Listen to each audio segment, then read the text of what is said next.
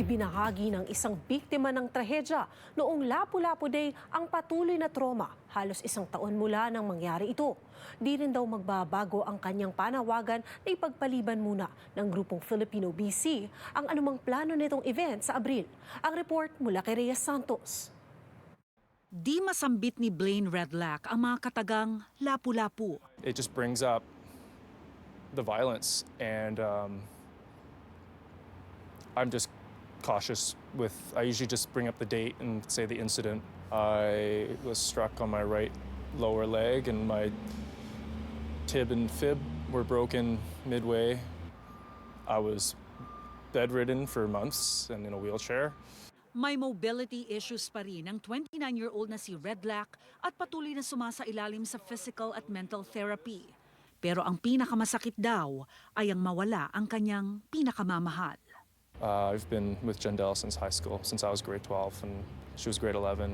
And really the comfort I only had in my life was my spouse. And through physical activity, through trail running, mountain biking, and two of those things were immediately stripped. Bukod kay Jendelle, nawala rin ang kanyang matalik na kaibigan na si Glitza Daniela sa trahedya noong April 26 sa Vancouver.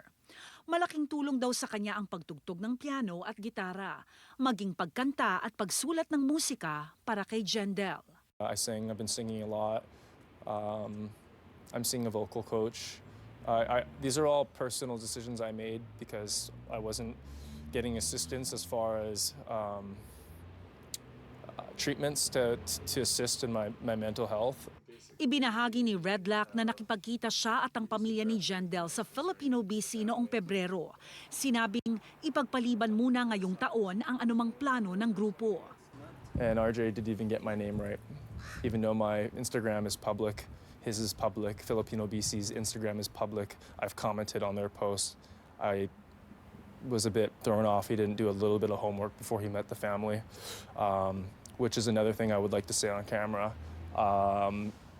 It's a shame that Filipino BC has these people operating. I don't think these people, or I don't think I know, these people don't represent the Filipino community. I've been in the Filipino community since I was 17 years old by being with Jendelle, and I've only seen love, compassion, them showing up for each other. Probably because they don't know what's the pain, because they're not on our shoe right now.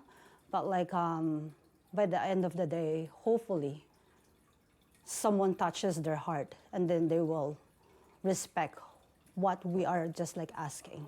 Miyerkules inanunsyo ng Filipino BC na sa April 19, magaganap ang Lapu-Lapu Day of Togetherness sa Italian Cultural Center sa Vancouver. Mula 3-day festival na kanilang unang inanunsyo, araw daw ng pagninilay at pag-alala ang isang araw na libreng event. Sa pahayag na ipinadala sa Omninews ni Redlac, kinwestiyon nito ang kapasidad ng grupo na magplano pa ng event sa gitna ng pangangailangan ng marami pang biktima. May mga question pa raw sa pondo, nabigo raw ang grupo na mag-advocate para sa kanila. Dagdag naman ang ina ni Jendelle na si Jonah de Guzman, wala na raw silang magagawa kung gusto pa rin ng grupo na ituloy ang kanilang plano. Sa anibersaryo ng Lapu-Lapu Day tragedy sa April 26, mananatili lang daw si Redlac sa piling ng pamilya ni Jendelle sa paligid ng puntod nito. He had the opportunity to make right still. I told him that. And all they have done is just kind of disregarded true concerns from hurt people. And they seem like their priorities are in other places, which I don't know how they sleep at night knowing that. Rhea Santos, Omninews, Surrey.